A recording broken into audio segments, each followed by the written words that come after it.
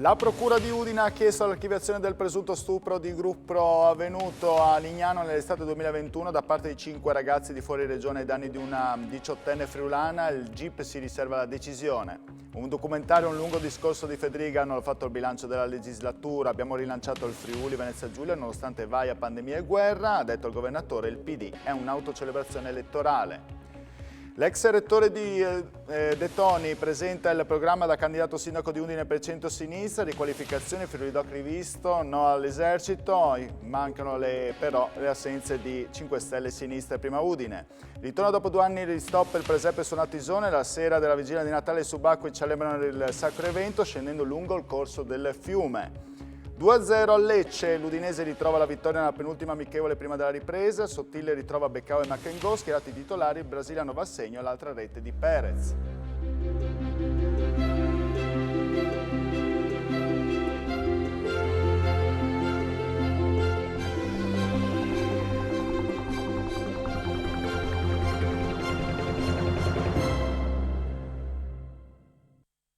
Buonasera e ben ritrovati con l'informazione di Telefriuli. Avete sentito quindi dai titoli in apertura la cronaca giudiziaria con la clamorosa svolta di un caso che aveva fatto colpo nell'estate del 2021, un presunto stupro di gruppo ai danni di una ragazza 18enne da parte di 5 ragazze di fuori regione. Un caso che, come ho detto, aveva suscitato clamore anche nell'intera nazione. Ora però la Procura di Udine ha chiesto l'archiviazione del caso e il GIP si riserva la decisione. Sentiamo tutto con Hubert Londero.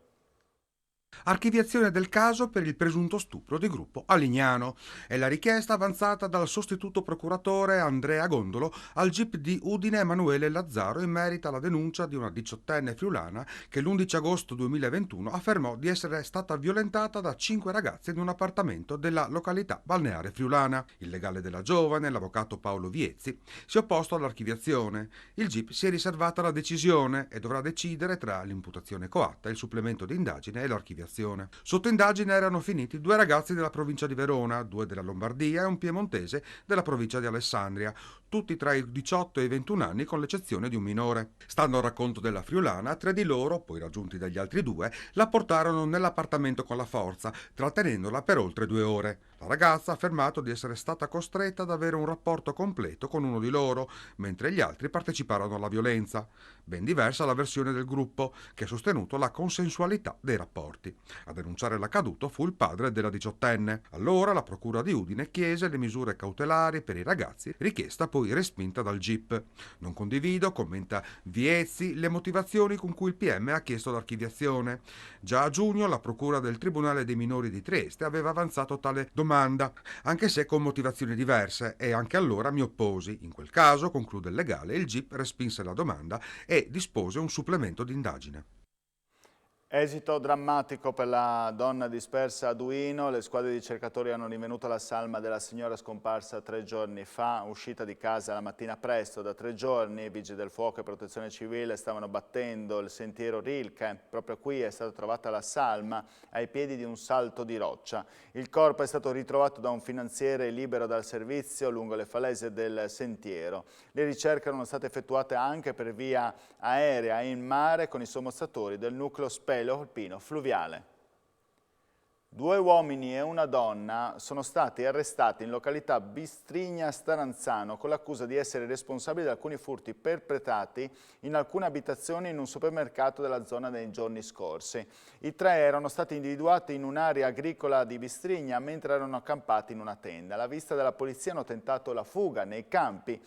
Un classe 2003 veneto pluripregiudicato non ha posto resistenza, mentre un altro veneto, classe 1988, e la giovane del luogo, classe 2001, hanno aggredito fisicamente gli agenti prima di essere bloccati. Non lontano i poliziotti hanno individuato, occultati tra la vegetazione del luogo, alcuni oggetti rubati, sequestrato nel corso dell'operazione anche un coltello. Ha tentato di bruciare vivo il fratello con cui aveva dissapori per la ripartizione dell'eredità della defunta madre, protagonista di un 56enne di Villaricca, siamo in provincia di Napoli, che è stato rintracciato e arrestato dai carabinieri in provincia di Udine dove si era rifugiato dopo l'episodio avvenuto il 9 dicembre scorso. L'uomo è finito in carcere su ordine del GIP del Tribunale di Napoli con l'accusa di tentato omicidio. Secondo quanto emerso dalle indagini coordinate dalla Procura di Napoli ed effettuate dai carabinieri della stazione di Quagliano, il 56enne avrebbe cosparso al corpo del fratello di liquido infiammabile, tentando di innescare le fiamme con un accendino. Non ci è riuscito solo perché il fratello è riuscito a sfilarsi di dosso il giubbino intriso di benzina ed è scappato salvandosi. Le indagini sono partite in seguito alla denuncia della vittima e il 56enne è stato catturato anche grazie ai carabinieri della compagnia di Cividale del Friuli. E una notizia anche di cronaca dell'ultima ora: una 45enne è stata vittima di un incidente verificatosi questo pomeriggio in via Cappuccini a Pordenone. Per causa in corso di accertamento verso le 17 la donna è stata investita da una vettura ed è rovinata malamente al suolo. Sono subito intervenuti i sanitari inviati dalla Sores che hanno allertato le forze dell'ordine e la donna è stata trasportata nell'ospedale della città sul Noncello. E ora parliamo di politica. La Giunta regionale questa mattina ha tracciato il bilancio dell'attività della legislatura durante la conferenza di fine anno a Trieste. Per raccontare i 5 anni, anche attraverso le difficoltà affrontate, è stato presentato un documentario con voci e immagini. Sentiamo. Vaia il Covid, la guerra e poi gli incendi. La giunta guidata da Massimiliano Fedriga nel corso dell'ultima conferenza stampa del mandato, prima del voto in primavera, ha voluto raccontare 5 anni difficili contrassegnati da eventi che hanno inevitabilmente condizionato il mandato. Gli assessori si sono alternati ricordando le varie fasi emergenziali in un video con musiche e immagini capaci di far emozionare, la cui realizzazione è stata coordinata dal direttore dell'agenzia Regione Cronache, Demetrio Filippo Damiani. Il Covid è stato inevitabilmente il protagonista sia nel racconto della scelta di chiudere le scuole e di come affrontare la pandemia, sia nella fase successiva con le proteste del movimento Novax e poi la ripartenza di una regione capace di rialzarsi. E ricordo sempre la faccia di Giovanni. Giovanni era un ragazzo di 38 anni, sposato, è arrivato qui praticamente morto. Il capo dipartimento dell'emergenza di Cattinara, il professor Lucangelo, diceva: io non so come qui ne usciamo fuori. L'hanno salvato, è andato a casa con le sue gambe e un mese dopo è nato suo figlio. Emozionante il ricordo del vicepresidente della regione Riccardo Riccardi, della volontaria Elena Loduca, agente di polizia e volontaria della protezione civile, uccisa da un albero mentre era impegnata a spegnere gli incendi che la scorsa estate hanno devastato il Carso.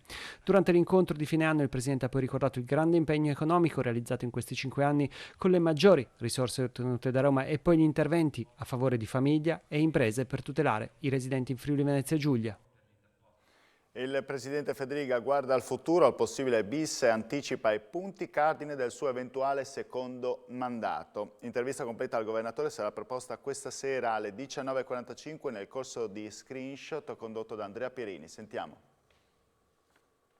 E anche investimenti, e io ci credo molto, penso che sia cambiato totalmente l'approccio. Avete portato BAT, si lavora alla Valle dell'Idrogeno, si lavora... Sì, ma moltissimi investimenti sono aumentati, soltanto Agenzia Lavoro e Sviluppo Imprese ha aumentato del 130% i dossier trattati, e sono delle imprese solo più grandi.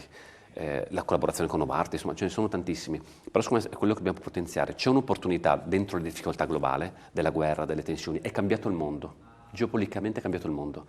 L'Occidente deve rafforzarsi, le democrazie occidentali, non soltanto nei rapporti istituzionali che sono fondamentali, ma anche nei rapporti tra territorio e territorio, tra impresa e impresa. E le regioni possono svolgere un ruolo fondamentale. E il Friuli Venezia Giulia ancora di più, perché non guarda semplicemente al Friuli Venezia Giulia, ma può essere centrale per il centro e sud Europa. E quindi su questo io ci credo moltissimo e penso che possano svilupparsi, come si sono già sviluppate, grandi opportunità di lavoro e di crescita per la regione. A margine della conferenza poi il presidente ha confermato il ritorno alle province e ha auspicato un aumento delle competenze. Noi abbiamo già presentato uno step di tornare intanto a una normalizzazione dell'assetto istituzionale della regione con le province elettive, che ci tengo moltissimo. Un secondo passaggio su cui stiamo lavorando con il governo, a cui mi piacerebbe avere la competenza sulla sovrintendenza. Il Partito Democratico è critico nei confronti della maggioranza regionale che oggi abbiamo visto ha ripercorso l'attività della legislatura. Senza voler sminuire né speculare sulle difficoltà di questi anni, ha detto il capogruppo del PD in regione Diego Moretti, va detto che la realtà parla di mancanze ed errori. nonostante la narrazione di un Friuli Venezia Giulia da primati propagandata da Federica. Le lacune che oggi abbiamo di fronte si scontrano con l'autocelebrazione, buona per la campagna elettorale, ma non per le molte risposte che Friuli Venezia Giulia ancora aspetta. Moretti ha sottolineato lacune soprattutto nella sanità, in particolare nelle emergenze e sul fronte del personale. E a Udine invece si è tenuta la presentazione ufficiale del candidato del centro-sinistra, Alberto Felice De Toni, alla guida di un'ampia coalizione nella quale però mancano alcuni appoggi politici, soprattutto da parte del Movimento 5 Stelle, Sinistra, Prima Udine. Tra i cavalli di battaglia del programma Udine capitale del Friuli e città mitteleuropea. No all'esercito in Borgo Stazione e una nuova versione di Friuli Doc. Sentiamolo. Non un uomo solo al comando, ma un sindaco con un'amministrazione partecipata. È il motto di Alberto Felice De Toni, candidato sindaco del centro-sinistra, che si presenta alla sua prima conferenza stampa con una nutrita schiera di alleati. L'ex rettore è riuscito ad attirare le simpatie anche del terzo polo, ancora distante dal PD nei tavoli regionali, ma di Enrico Bertossi e Prima Udine, Sinistra e il Movimento 5 Stelle non c'è traccia. Noi siamo aperti alla convergenza di altre forze, noi pensiamo che le geometrie variabili siano un valore, noi rispettiamo comunque tutti, certo che però con gli out-out non si va da nessuna parte. Udine capitale del Friuli, città mitteleuropea, agenzia di innovazione per il Friuli Venezia Giulia, motore dello sviluppo economico, questi i capisaldi del programma che prevedono alcuni possibili progetti di riqualificazione. Abbiamo immaginato però anche progetti che vanno dalla riqualificazione urbanistica, pensate all'ex Safau oppure all'Odeon oppure alle caserme. Abbiamo immaginato anche progetti importanti come l'Unidoc, cioè fare insieme a Friuli Doc, fare tutto quanto un'operazione nazionale e internazionale sul tema dell'alimentazione, coinvolgendo le università, ma coinvolgendo anche i distretti dei vini, i distretti del prosciutto. Su Borgo Stazione, spina nel fianco di tutte le amministrazioni, un'idea ben precisa.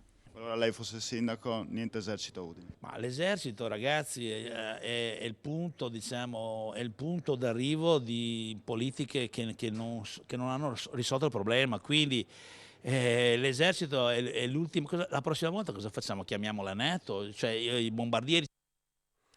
Manifestazione di protesta questa mattina all'esterno dell'ospedale di Udine per chiedere maggiore attenzione alla sanità, a organizzare il flash mob, le sigle sindacali dell'Associazione Diritti per il Malato che denuncia carenze nei servizi e lunghe code al pronto soccorso. Servizio. Allentare la pressione sul personale del pronto soccorso dell'ospedale di Udine costretto a turni massacranti con pazienti che devono attendere molte ore per ricevere assistenza a un posto letto. Lo chiedono a gran voce sigle sindacali, associazioni del diritto del malato e una parte della politica che oggi hanno organizzato un flash mob davanti al nosocomio. Chiediamo che ci sia un aumento di personale, una riforma seria della sanità friulana con un aumento delle risorse pubbliche. A causare questo sovraffollamento il perdurare della chiusura del pronto soccorso negli ospedali di Cividale e Gemona. Dal 2014 in poi praticamente il nostro ospedale è stato depauperato di funzioni e servizi e oggi come oggi ha ancora chiuso il punto di primo intervento. Stiamo lottando per riavere il pronto soccorso, la radiologia, la medicina per acuti e il laboratorio analisi. Duro l'attacco nei confronti della giunta Federica da parte dell'opposizione. La politica deve riaprire gli ex pronto soccorso di Cividale e di Gemona. Udine non può reggere l'iperafflusso di persone che appunto sta ricevendo, medici, infermieri e OS che stanno facendo un lavoro veramente massacrante per far fronte alle molteplici richieste della cittadinanza. È necessaria una riorganizzazione che rimetta al primo posto le priorità di questa azienda sanitaria troppo grande e troppo dispersa. Se salta il pronto soccorso, salta la sanità, perché il privato non fa pronto soccorso. E Udine oggi, il suo centro, si è trovata decisamente tappezzata da manifesti, scritte e volantini ambientalisti. Scopriamo il perché in questo servizio. Risveglio insolito per la città di Udine che questa mattina si è ritrovata letteralmente invasa da cartelli, dépliant e frasi del contenuto ambientalista. Nella notte diversi attivisti friulani di Extinction Rebellion, il movimento internazionale non violento nato in risposta ai danni ambientali creati dalle attività umane, hanno tappezzato il centro storico di volantini e striscioni inneggianti la difesa del pianeta e lo stop alle emissioni di gas serra. Scritte sono apparse in via Mercato Vecchio, piazza San Giacomo, piazzetta Lionello e piazza Duomo. Imbrattato con i gessetti anche il basamento dell'albero di Natale o l'ingresso dell'istituto Uccellis.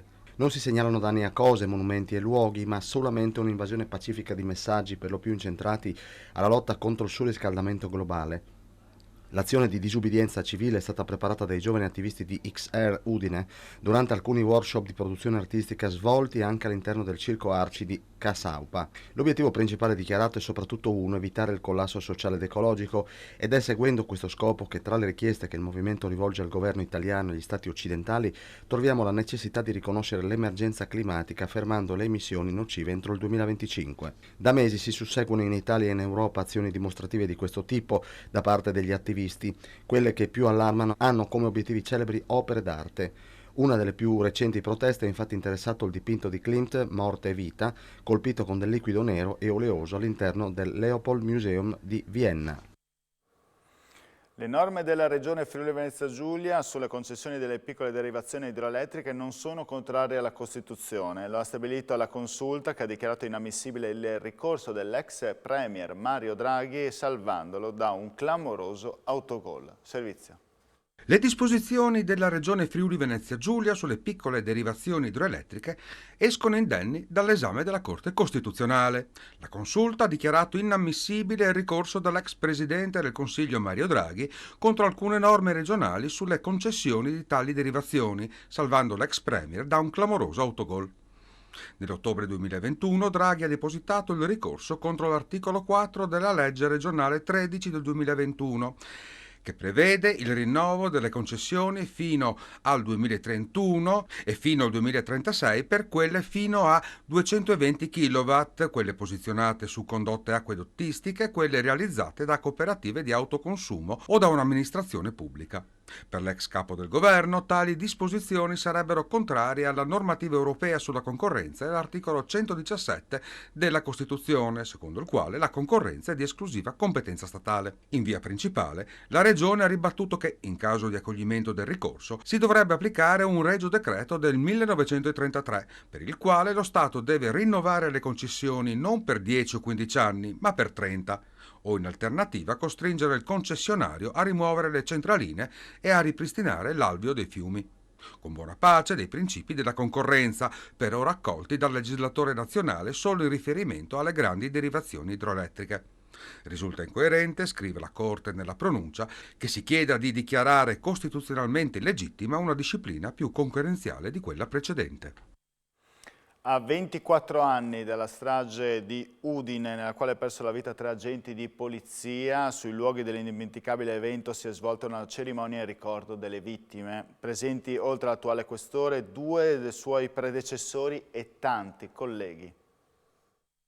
Celebrato a Udine l'anniversario della strage dell'antevigilia di Udine di Viale Ungheria, nel quale 24 anni fa morirono 3 poliziotti della questura di Udine. Era il 23 dicembre 1998 e quell'episodio cambiò la vita nel capoluogo friulano. Colleghi ancora in servizio in quiescenza, parenti e amici si sono ritrovati per ricordare quella tragica alba udinese, quando un ordigno saltò sulla saracinesca di un negozio di telefonia. Caddero Giuseppe Guido Zanier, 34 anni, Adriano Ruttar, 41 e Paolo Cragnolino, 33 anni. Stamattina il questore di Udine Alfredo D'Agostino, assieme a 2 suoi predecessori, Comelli e Cracovia, nonché il prefetto Marchesiello, hanno effettuato un passaggio sul luogo della tragedia, ma anche per un omaggio al monumento realizzato in occasione del ventennale della strage. Dopo questi 2 momenti c'è stata una messa nella cappella di Via Crispi, officiata dal cappellano della Polizia di Stato Don Angelo Favretto, alla sua prima uscita pubblica dopo la nomina. Una cerimonia doverosa per ricordare 3 servitori dello Stato caduti in servizio a causa di mani assassine che prepararono quella trappola esplosiva nella quale caddero 3 ragazzi, icone della Polizia di Stato. Il ministro dell'Università e della Ricerca Anna Maria Bernini parteciperà all'inaugurazione dell'anno accademico 2022-2023 dell'Università di Udine. Ad annunciarlo è stato lo stesso Ateneo friulano, che il 30 gennaio prossimo si appresta a celebrare il suo 45° anniversario di vita. La sentita cerimonia si svolgerà nell'auditorium della nuova biblioteca del Polo Scientifico e Tecnologico dei Rizzi. Dopo l'ingresso del corteo accademico alla relazione del rettore Roberto Pintoni, il programma prevede la Lectio Magistralis del professor Enrico Giovannini, ordinario di Statistica Economica dell'Università di Roma Tor Vergata e già ministro delle Infrastrutture e della Mobilità Sostenibili. Niente tredicesima per i lavoratori del gruppo HC Coinè, presente anche in regione con la sede a Trieste, a causa di problemi di liquidità e del mancato accesso a un fondo di finanziamento richiesto dalla società del gruppo per far fronte alla situazione. Lo riferiscono i sindacati di categoria CGIL, CISL e UIL, sottolineando che il gruppo, specializzato in progetti integrati per grandi aziende, non ha avvisato i lavoratori per tempo, informandoli con una telefonata solo il 22 dicembre. La direzione aziendale ha comunicato che allo stato attuale il pagamento delle tredicesime potrà avvenire a partire dal mese di gennaio. Quello che il sindacato ritiene più grave però è la totale assenza di rispetto nei confronti dei lavoratori. Alla luce della comunicazione aziendale, lo sciopero indetto per il 27 dicembre è stato sospeso, ma resta aperto lo stato d'agitazione. Per il fisco italiano il Natale sarà particolarmente ricco con 57 miliardi di euro in più di incassi rispetto allo scorso anno. Lo rileva il Centro Studi CGA di Mestre, che punta il dito contro i costi eccessivi della pubblica amministrazione. Sentiamo. Un Natale più povero per le famiglie alle prese con rincari di generi di prima necessità, di energia elettrica e gas, si contrappone al ricco Natale per il fisco italiano, che nei primi 10 mesi del 2022 ha incassato 57 miliardi di euro in più rispetto allo stesso periodo del 2021. A rilevarlo è l'ufficio studi della CGA di Mestre, che prevede un incremento considerevole della cifra grazie alle scadenze fiscali di novembre e dicembre. Secondo Paolo Zabbeo della CGA, la vera sfida è far funzionare meglio e con costi inferiori la macchina pubblica. Se fossimo in grado di eliminare una buona parte degli sprechi e degli sperperi che si annida all'interno della nostra pubblica amministrazione, continua Zabbeo, probabilmente la spesa pubblica italiana costerebbe molto meno e conseguentemente il livello della pressione tributaria sarebbe più contenuto, avvantaggiando proprio chi versa tutte le tasse. In particolare l'extragettito non deriverebbe dall'inasprimento fiscale, ma da un forte aumento dell'inflazione che ha fatto salire le imposte dirette, dal miglioramento economico e occupazionale avvenuto nella prima parte dell'anno e dall'introduzione nel biennio 2020-21 di molte proroghe e sospensioni dei versamenti tributari, agevolazioni che sono state cancellate per il 2022. Inoltre, a partire da marzo di quest'anno, le famiglie italiane percepiscono l'assegno unico, misura che ha sostituito le vecchie detrazioni per i figli a carico, novità che ha delle evidenti implicazioni sul calcolo della pressione fiscale. E ora andiamo a Gorizia, dove mancano alloggi turistici. Arriva così una proposta trasversale che in Consiglio regionale per ristrutturare gli immobili esistenti in vista di Gorizia 2025 a Capitale della Cultura. Sentiamo. Sono 130 le strutture alberghiere e 600 quelle extraalberghiere in provincia di Gorizia, di cui oltre 3 su 4 sono immobili in affitto. Sono alcuni dei dati snocciolati dalla Regione sulla situazione ricettiva nell'Isontino in vista di Nova Gorizia 2025. Numeri però non sufficienti in vista dell'appuntamento con la Capitale Europea della Cultura. E quindi arriva la proposta del consigliere regionale della Lega, Diego Bernardis, firmata a livello trasversale anche da suoi colleghi di maggioranza e minoranza, con cui si chiede all'amministrazione Fedriga un provvedimento incentivante per tutti i proprietari di immobili affinché ristrutturino su scorta di albergo diffuso o bed and breakfast le loro proprietà, recuperando l'esistente. Serve infatti un aumento delle disponibilità ricettive in vista del 2025, come sottolineato recentemente anche dall'assessore regionale al turismo Sergio Emidio Bini. Mancano sul territorio infatti hotel a 5 stelle, mentre sono 20 i 4 stelle. La maggior parte sono alberghi a 3 stelle, 68, il 52% del totale, e Grado il comune con il maggior numero di sistemazioni ricettive. Ce ne sono 384. A Gorizia, città, mancano soprattutto alloggi in affitto ed è proprio su questo fronte che intende intervenire la proposta Bernardis. In totale, in provincia di Gorizia, i posti letto sono 6.868. Ed è in corso al Teatro Nuovo Giovanni da Udine il tradizionale concerto di Natale. Siamo in grado di farvelo vedere proprio in diretta, organizzato dal Comune e dalla Questura per ricordare proprio le 3 vittime della strage di Natale del 1998. Sul palco l'orchestra Audimus insieme ai solisti Marianna Prizzon, e il tenore Federico Lepre. Il concerto andrà in onda integralmente su Telefriuli il giorno di Natale alle 19:30. Questa insomma l'esibizione in questo momento proprio vi avevamo fatto vedere alcune immagini della cerimonia dell'orchestra, di Natale, del concerto di Natale. Andiamo adesso a festeggiare un compleanno che si festeggerà, di la verità, martedì 27 dicembre, 100 anni, di Blandina Candolo, nata a San Mardenchia nel 1922, vive a Udine, essendo stata la più minuta della famiglia di 12 figli, è sempre stata soprannominata la Picciule. Appassionata di ballo e cucito, ma l'amore per il marito e la famiglia è stata la forza motrice della sua vita. Sentiamo. È Blandina Candolo, detta Picciule, la nuova centenaria udinese. Nata il 27 dicembre 1922 a San Mardenchia in una famiglia di 12 figli, prematura di 6 mesi, è sempre stata la più minuta della famiglia, per questo è soprannominata la Picciule.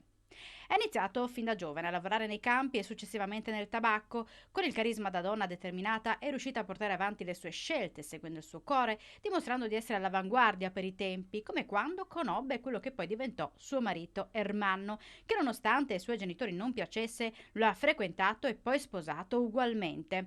Una scelta sovversiva a suo modo, soprattutto perché erano gli anni 40, periodo in cui per una donna non era facile fare ciò che riteneva giusto. Il matrimonio con Ermanno avvenne nel 1947 e andarono subito a vivere a Chiasottis. Blandina ha sempre avuto in sé il senso del gusto e del bello ed è sempre stata una donna con modi eleganti. Abile nei lavori manuali come sarta, univa questo talento nel cucire a risparmio, cucendo e creando i vestiti per le sue figlie. Seguendo le sue inclinazioni, passioni, la sua eleganza, intorno ai 50 anni ha iniziato a farsi creare dei vestiti da altre sarte per partecipare a gare di ballo di coppia in giro per sagre locali, risultando spesso vincitori con il compagno di una vita, Ermanno. Ci tiene talmente tanto a essere sempre a posto che anche oggi, a 100 anni, continua sempre a fare la tinta ai capelli. Ma è stato l'amore con Ermanno la forza motrice della sua vita, un matrimonio durato 68 anni, un imprinting il suo votato sull'amore e per la cura dell'altro, che ha formato un collante indissolubile tra lei e i suoi 2 figli, i 2 nipoti e i 4 bisnipoti. Ritorna dopo 2 anni di stop per la pandemia il presepe sul Natisone. Apneisti e subacquei celebrano il sacro evento scendendo lungo il corso del Natisone e trasportando su una zattera il Bambin Gesù per raggiungere il presepe allestito sotto il ponte del Diavolo a Cividale del Friuli. Servizio. Alla vigilia di Natale, a partire dalle 19:45 a Cividale del Friuli viene organizzato il presepe sul Natisone. Apneisti e subacquei scendono lungo il corso della Tisone trasportando su una zattera il Bambin Gesù.